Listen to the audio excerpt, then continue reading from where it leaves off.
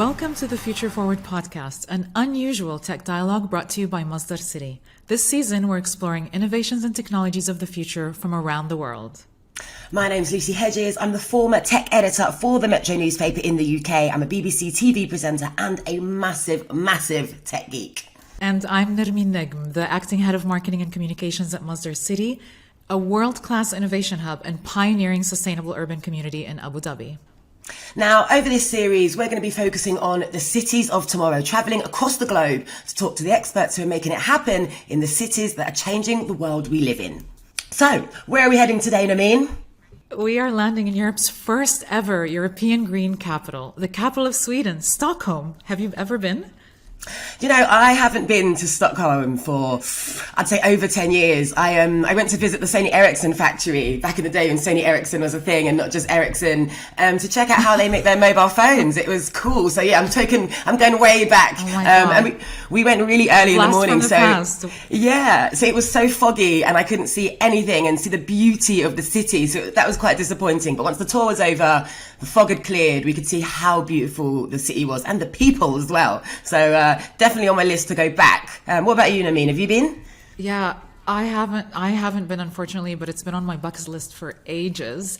You know, all of the Scandinavian countries, actually, they have a reputation of being some of the most sustainability-focused countries in the world, and their cities, you know, they've implemented a range of policies and initiatives that prioritize sustainability, and it's so admirable. And, you know, like, obviously, being from Masdar City, it's something that we follow as the whole world should.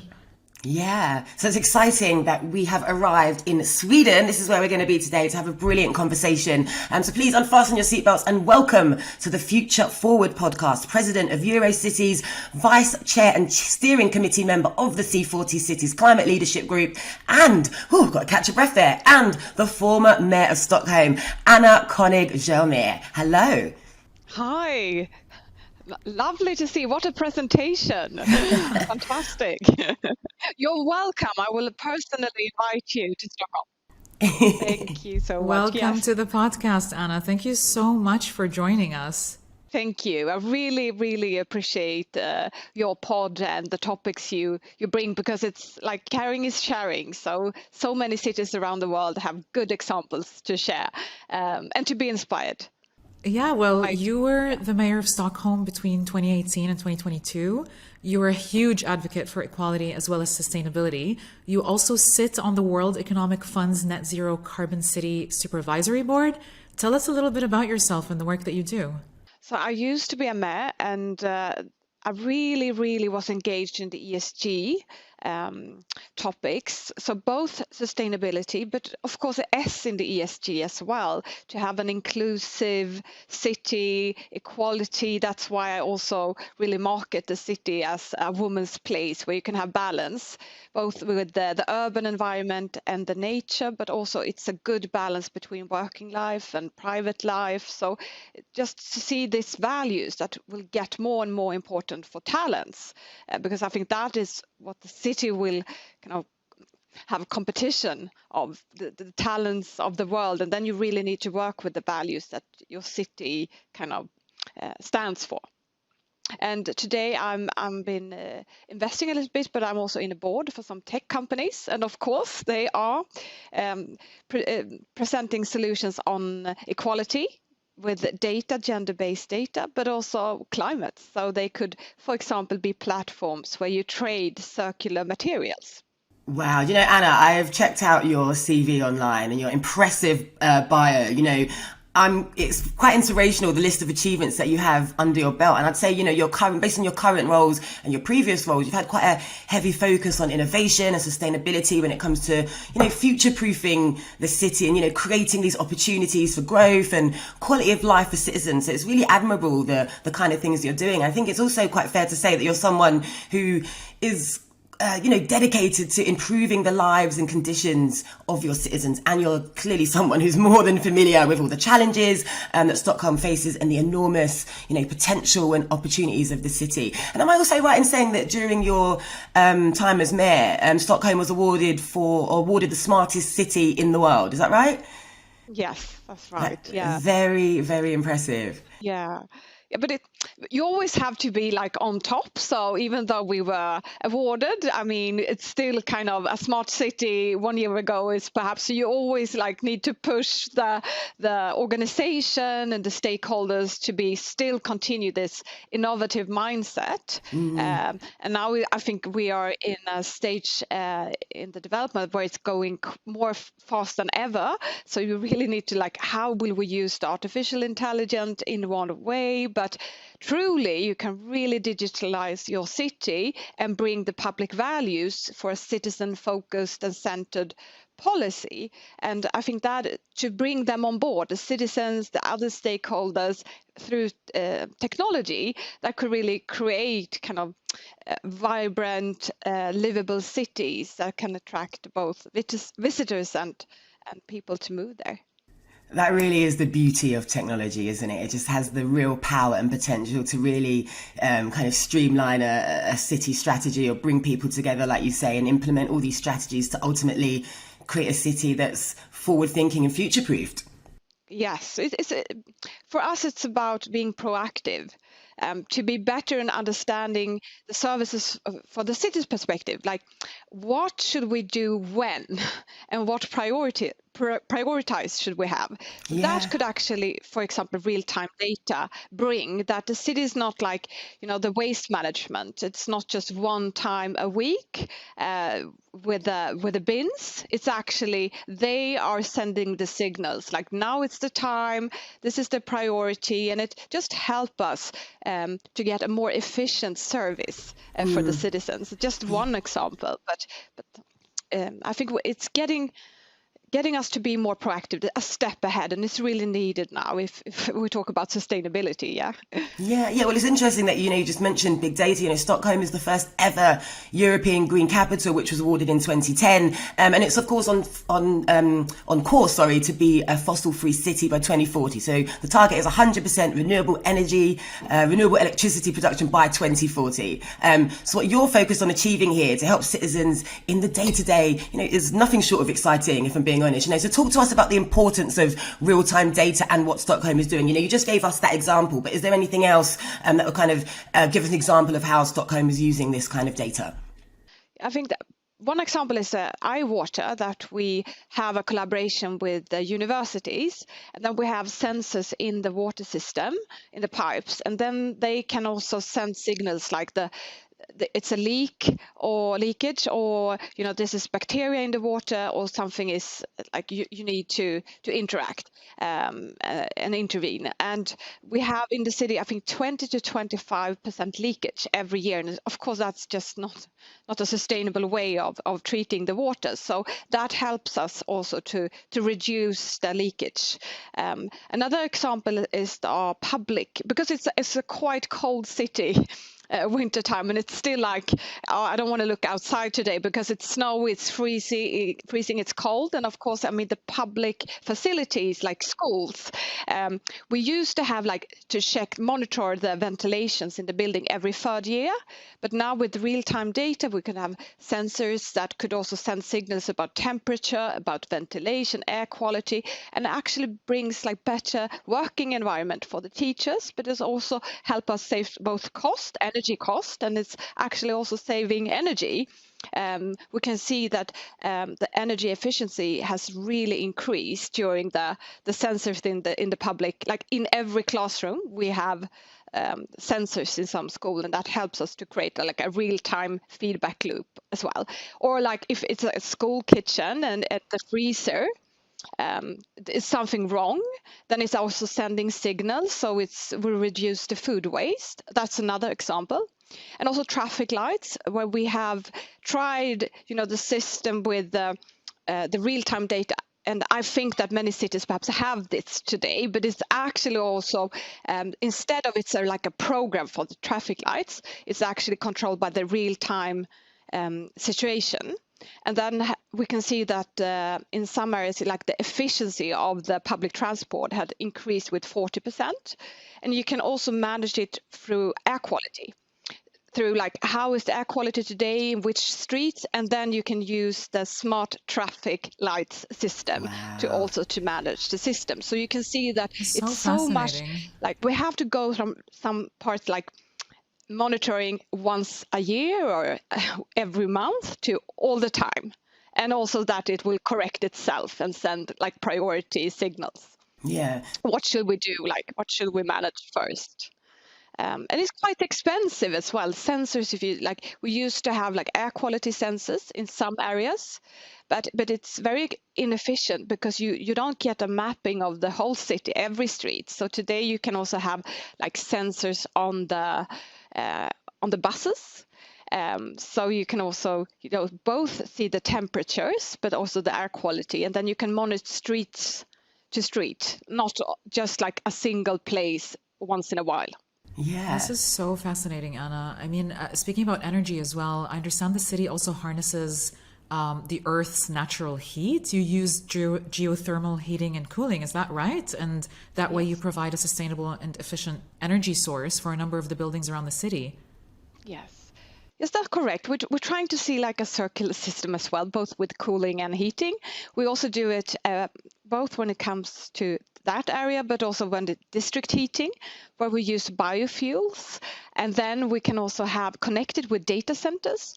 So the heat from the data centers comes from the district heating, and then it cools down, and then it goes back to the district heating. So it's just like an ongoing system where cooling and heating is within the same system, where one example is that we try to use as much heating where it is as possible. So we, for example, our black fiber with broadband, because it's warm in the pipes. We have schools that today use that energy for their system, for their heating system. So actually, the school's heat comes from the black fiber, but also geothermal and district heating to reuse energy and to reuse cooling. So some of the data centers actually warm thousands of homes for Stockholmers. Wow. Yeah, me and Lamine are just like, so wow, we're like you've already mentioned so much technology already, like so many different areas. And we knew Stockholm was, up to date with the latest tech, but we didn't know this much. But we've only really just scratched the surface of what you guys are doing there. Yeah, I think just like every city should see what do they have, what can they use, and how can they connect the system. I think that's also the conclusion from the World Economic Forum when it comes to energy, that make it a holistic system and make it a system that are connected, so it's actually just reusing the heat, reusing the cooling, and you have different kind of facilities in your specific city, but you just have to see how can we have a systematic approach. It's such a fantastic alternative to kind of meeting these growing energy demands. It really is brilliant to hear about that and hear you touch on that. I just want to go back a little bit just to the big data, because I know you and I had a chat before we did the podcast about, back to air quality and the introduction of the congestion charge. Using that big data, you introduced the congestion charge and it brought about a reduction in asthma in different parts of the city. Do you want to tell us a little bit more about that? This was a controversial kind of question we had a couple of years ago with the introduction of the congestion charge, and we had a referendum. But I think that in the end, when you actually see the data, what happened with children and asthma, you could see that it was a clear result that the asthma amongst children declined or decreased within the city. So I think that every parent now feel that, of course, we should have that kind of steering mechanism. But I'm a little bit jealous about London that, the city are in charge of both public transport and the revenues from the charging system and congestion charge, and we don't have access to the public transport. That's the region, and the state takes all the funding for the congestion charge. But then you can actually like lower the price for public transport if you are a smart city, I would say, and then you lower the price of public transport, and then you increase the cost of fossil fuel cars and buses and lorries with the congestion charge. That's how you should steer it, I think. Yeah. Yeah, in Scandinavian countries, the rate of adoption they have for people taking on alternative ways of sustainable transport is really admirable. Just to follow up on that, that's the next step perhaps for cities, like smart cities, to see that mobility is a service.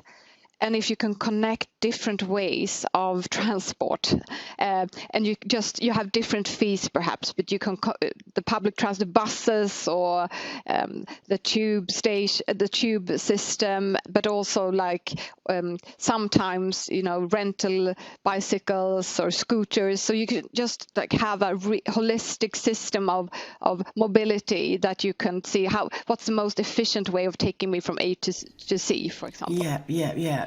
So on the topic of public transport, I'm going to segue in nicely to my next question. Can you talk to us a little bit about, your public transport system and in particular green energy? I know there's some really fascinating nuggets of information to come out of this question. So I'm going to let you take that answer now.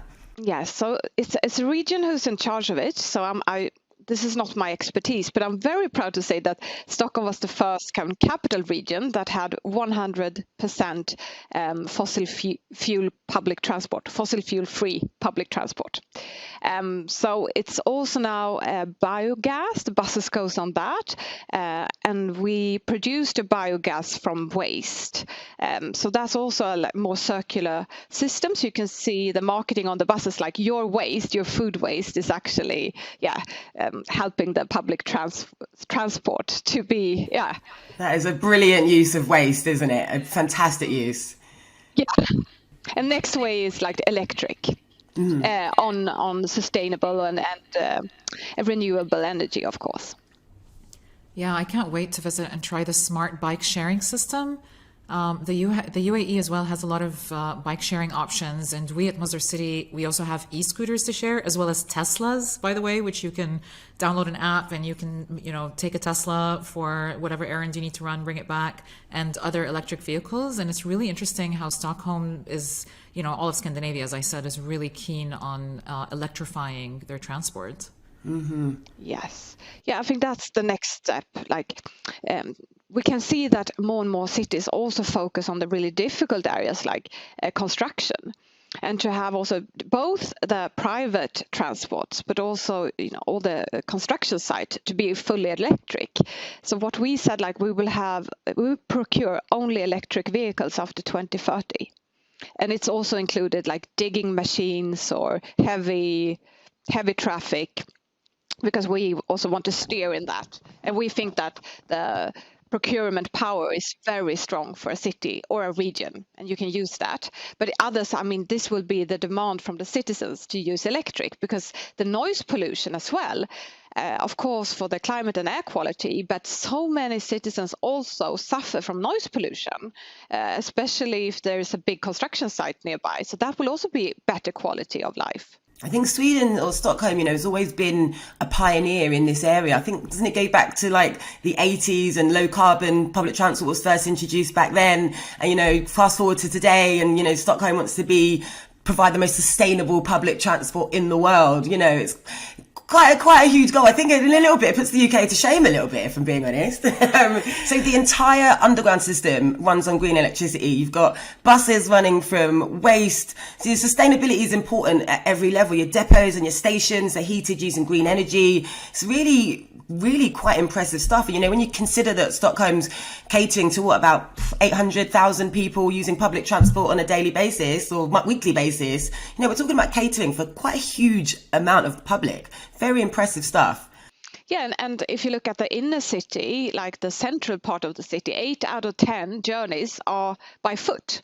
So it's a very walkable. I mean, I often walk because it's everything is close. You just have to kind of just prepare how long will it take to walk there and walk there. But it's the walkable city is also very important. Yeah, well, at Masdar City, we've purpose-built and pioneered this wonderful sustainable urban community in Abu Dhabi. We have one of the largest clusters of LEED Platinum buildings in the world, and we're currently developing 4 net zero energy projects that are due for completion in the very near future. Similarly, the city of Stockholm is developing the new Eco Quarter, which I'm not going to try to pronounce. And I'm Please do. It's the Stockholm Royal Seaport. I think the Stockholm Royal Seaport. And I'm actually really excited to hear about this, Anna. Tell us about it. It's rather than being purpose-built, it's repurposed. Can you explain that to us?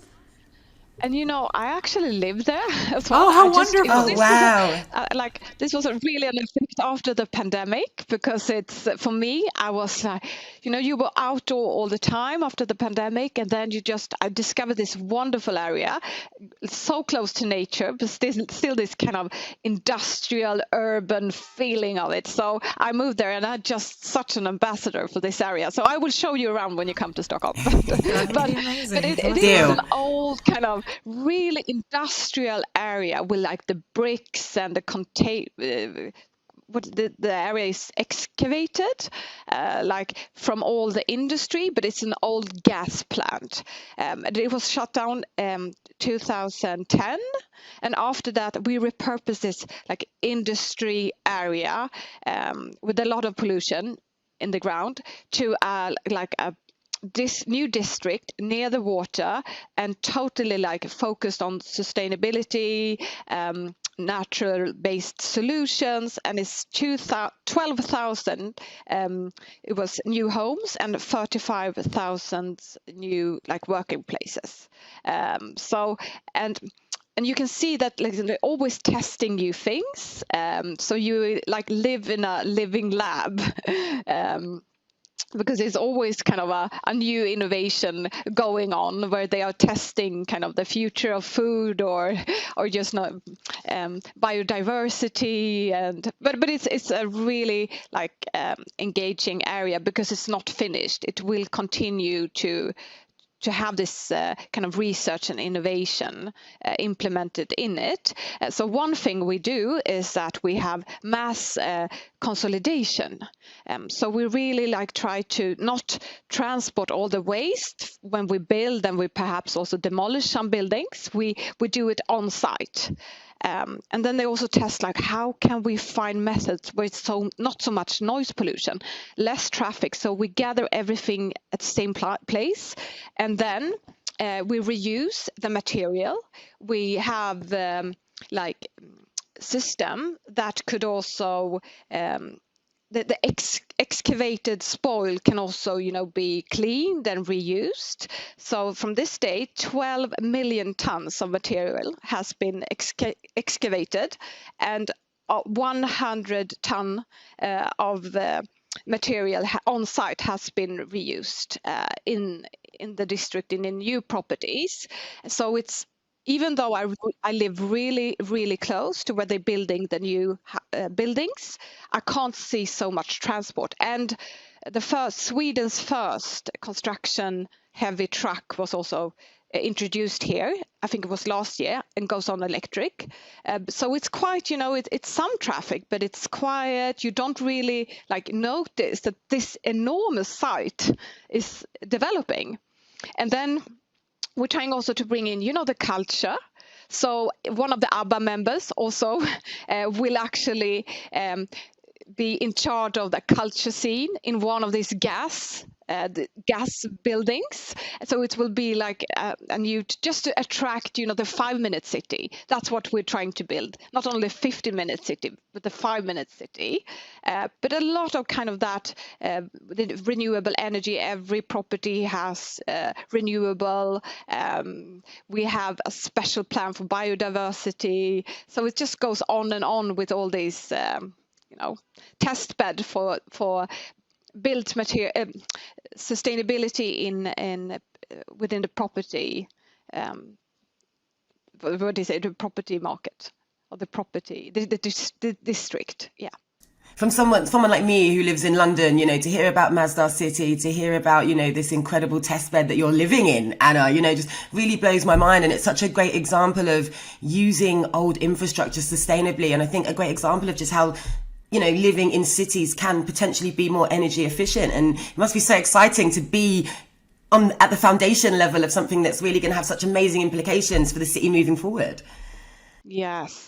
Yeah, it's such a smart system, because if one of the aims is to reduce the traffic, for example, or the transport, it's also included waste, and we have vacuum system for waste, so you never almost see any waste collection. It's actually just, you put it in one place and the vacuum pipe take it away, and then it's just they pick it up, but just like not as often if you had a more traditional system, and everyone is involved, like sorting waste and plastic and so on. So it's quite, everyone is very aware of the environment. I'm actually really curious to know, how has the city of Stockholm engaged with businesses and residents to encourage sustainable practices? I mean, tell us about the strategies that you've used or the city uses to successfully promote sustainable behavior, especially when it comes to using technology. Yeah, so we have some examples where we have, working with advice, or online, where you actually can get help, like how can I be more energy efficient, but also, of course, also to bring in the data, and then you can follow your own energy consumption. That could be a way, and you can nudge people also to be more cautious, but also to have this kind of plant bed where they can also grow their own grocery, produce. It could be, exactly. And people really love that. So urban gardening for people to grow their own food. Yeah, so you can see a lot of these going on, that people are, it's a strong community feeling there, but also to try always to have this. I think we can do even more when we have better feedback loops with the citizens, but they are definitely on board and engaged, and in different kind of, because they need to sort the waste. It's also, if you're going to redo your kitchen, you can't just use any material. So it's actually also, you get help from a specific platform to find okay, this is the environmentally friendly materials you should ask for when you install your new kind of, it could be kitchens, it could be other things in your property. So there's, what it sounds to me, you keep talking about mentioning the word community. There's this real sense of support here at every level, from citizen level to official level. Everyone wants to get involved and ultimately sign up to the same agenda. And it's really refreshing to hear that you're so forward thinking compared to other territories. And when it comes to technology, it's about keeping on top of the latest technologies, keeping on top of the latest innovations, because ultimately that is what's going to help you move forward. And if you don't invest in those technologies, then how are we ever going to kind of bolster our plans for the future? Definitely. And you have to engage people. Yeah, exactly. It sounds to me that the citizens are very engaged. Yeah, because nowadays, when that everything is getting much more expensive, it's inflation, it's really tough for families now in many, many countries. But what I hear for some politicians is that, okay, keep on doing, we will not ask you to change how you eat or how you transport yourself, or, you don't need to do any energy efficiency. We will do this, because they are kind of afraid that the citizen will turn back on them. But I think that if you see really modern cities, the citizens wants to be engaged, wants to be included. So they're searching for a leader who say, okay, we have to go here if it's net zero, and we want you to be a part of it. And you are crucial when it comes to consumer power or your behavior. And if you help us to achieve this together, we can actually create this fantastic, livable, vibrant place with clean air, clean water, more green. So I think that's the thing. As a politician or as a leader, you have to communicate. We don't want to hear that, okay, just keep calm and carry on. because they are afraid that, to include the people. And I think that is very important in this kind of areas. Yeah, and I think as well, people want to feel included. They don't want to be barked commands at and be told what to do. That sense of inclusion really helps drive that interest and just helps drive everything forward, because it's building that community like we've just been discussing.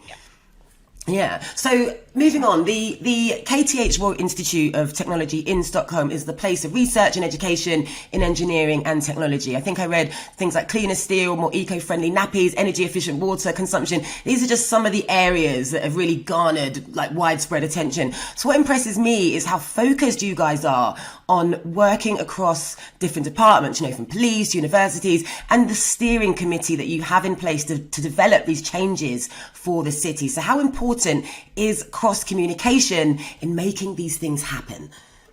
I think that's crucial for the future leaderships of cities or any organization, I think, to really get the best team for the challenge that you're going to face. And for me, it's been just so much value to working with the researchers, because they have also the data, the technique, and we have often the challenges, but we can also very fast, in some cases anyway, scale it or implement it or test it. But it could also be businesses.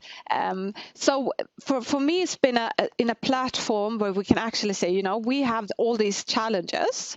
And is it possible that you, through our partnership, could help us to create smarter solutions? It could be, sensors that better monitor the elderly, but it could be as like in the built environment as well. But I think we need to work really, really close with the universities. I was actually there yesterday because we are building up focusing on how can we get more girls in school to want to study technique and math and to be engineers. That's still a problem that we haven't succeeded that yet in Sweden. So we really have cross collaboration now for the next generation.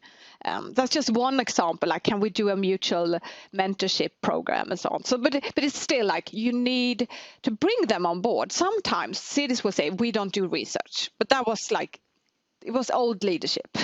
now it's you need those to give the baseline where we are today, to see if the measures works or not as well.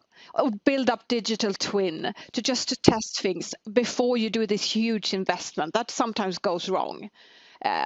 So work very closely with universities like this. Yeah. Well, ultimately, it's a team effort, isn't it? To really implement that change, to get everyone on the same page across all sectors of any city to be involved. You've got to ensure that you're all working towards the same goal. And that really, it sounds like you guys are definitely on that page. So Stockholm and Sweden, they're global leaders in environmental sustainability, despite being so ahead of many other countries and cities, as discussed over the last 30 minutes. Do you feel there are any areas where you need to improve on? What are some of your biggest challenges? Oh, many. Yeah, all the time. I mean, we're not finished. We have problems with, sometimes I can see in my country, they still demolish buildings. That's not good for the environment. Try the circular system. Still, a lot of construction waste is seen as waste, regulated as waste. That's also a huge part of our emissions. Negative auctions on CO2 emission needs to be placed in Europe, I think, before we can have this bio-CCS, the carbon capture. That will also that will make us also reach the Paris Agreement, I think. That's a main part. But as well, of course, energy saving, because we live in a very cold country and it's not so much sun during half of the year. So if we have solars all over, so how can we storage them? I mean, you can imagine that's one, or the wind, that's also an argument. What will we do when there's no wind outside? So it's that kind of energy storage that will be I think, and where should we have the infrastructure for charging infrastructure in the city for kind of heavy traffic? That's also another one big challenge. Yeah. So it's interesting. This is also amazing. Yeah, the energy storage conversation, because I think when we were talking again before the podcast, Anna, about sand silos, which admittedly is something I hadn't heard of before. Exactly. I saw it from Yeah, I actually I want to understand this better. That I think I get it, but can you explain it again to us, Anna? Yeah, we don't have it in Stockholm, but I saw it from World Economic Forum. So my suggestion is that I think they have written a report or have example where you actually storage energy in sand. Huge sand silos, very efficient. So there are cases like that. We haven't used it yet, but I mean, this is just the beginning of new solutions for energy capacity. And I know that we have many companies here based in Stockholm that works with batteries and trying to make them more sustainable. Northvolt is one, but they actually showing like the next generation of energy storage. And then you can connect if you have like solar on your house or in your windows or in your building, you can actually have this kind of capacity soon that will also make them, both into the grid, a more flexible market, but also that could be there like an energy grid that you can use even when it gets darker and colder. So I think I'm quite optimistic actually. When it comes to the storage, but we don't have it in place today. So that's why solar is a little bit challenging for us. Yeah, and even though, you don't have it in place today, it's thinking towards the future. These are the things that you can implement in the future. And what's really interesting about the ideas or what you just mentioned is that these things once upon a time were unattainable and unachievable. And now the pathway is clear and you can see a goal and we can achieve these things. And just things like sand silos and just things like that just goes to show just how forward this technology is now going. Definitely. That's what impressed me every day. Yeah, Anna, what advice would you give to other cities that want to follow in Stockholm's footsteps in deploying technology to promote sustainability? How did you guys, it's just even hearing you speaking about how you're not done yet and you're still studying more things and you believe you're not doing as well in certain areas. That is so admirable because already you're at the forefront of sustainable urban development. Already you're doing it right. Already the whole world looks up to you and other Scandinavian cities, yet you're still trying to improve. So I think, do you have any thoughts to share on how other cities can walk in your footsteps? Try to have this collaborative environment. Like I see a really interesting trend now amongst the property owners in our city, and I think that's scalable to other cities as well. Because if we're going to procure or we're going to buy in all these materials that are circular perhaps, or that it's fossil free and so on, really sustainable, there will be, today it's not enough. The producer can't produce all this. So actually you can see that companies that used to be competitors now are collaborating to do this group purchasing organizations for sustainable materials. They come together. So they look at what's the best, most innovative, material on the market. Let's invest in new plants or new industrials so we can purchase more. So they share actually also information that used to be quite, secret or but they understand, should we reach this, we need to collaborate. So I'm thinking let's put in the cities and the regions there as well. So have kind of a database where you can actually share an open platform of, okay, if we're going to buy in isolation, for example, or it could be on the transport side, you can choose like solar panels. Which supplier has the most efficient, most sustainable product or service? Let's go together and invest so they can scale up. That is an interesting trend where competitors trying to collaborate, and I can see that among cities as well. So just try to, sharing is caring, so it's this kind of mental attitude is really fruitful, I think. Yeah, and incredibly admirable as well, just sitting here for the last half an hour listening to you talk about all the change in policies and technology you guys are implementing into the city. And, hearing from someone like yourself who's on the front line of implementing this change and is in the know of all this technology. And it's been a real pleasure finding out just how forward-thinking Sweden and Stockholm is when it comes to urban sustainability. So I want to thank you, Anna, so much for imparting your wisdom onto us today. Yes, it was such a delight, Anna. Thank you so, so much. I really Thank enjoyed this you. conversation. I think all our listeners will be, researching about the things that you've mentioned and the amazing projects that you're working on. Thank you for your time. Thank you for a fantastic conversation. Yeah, I'm looking forward to come to Masdar as well. Oh, you must. You absolutely must. I'll definitely reach out to you, and we can plan a visit for you here. We're doing some pretty cool things as well in the city, and I know. it being new, and like I was mentioning, it's purpose built, so we do have a great deal of flexibility in piloting new technologies and seeing what is new out there that can be implemented. So I'm pretty sure you'll be impressed when you come. Yeah, and of course, Nermeen and I also want to come to Great. Stockholm, so there's that trip as well. Yeah. Yeah, you're going to have to take us on a tour. Come to my house in the Royal Seaport. Yeah, that'd be amazing. Okay, on that note, remember, guys, you can hear all of our episodes in the same place you heard this podcast.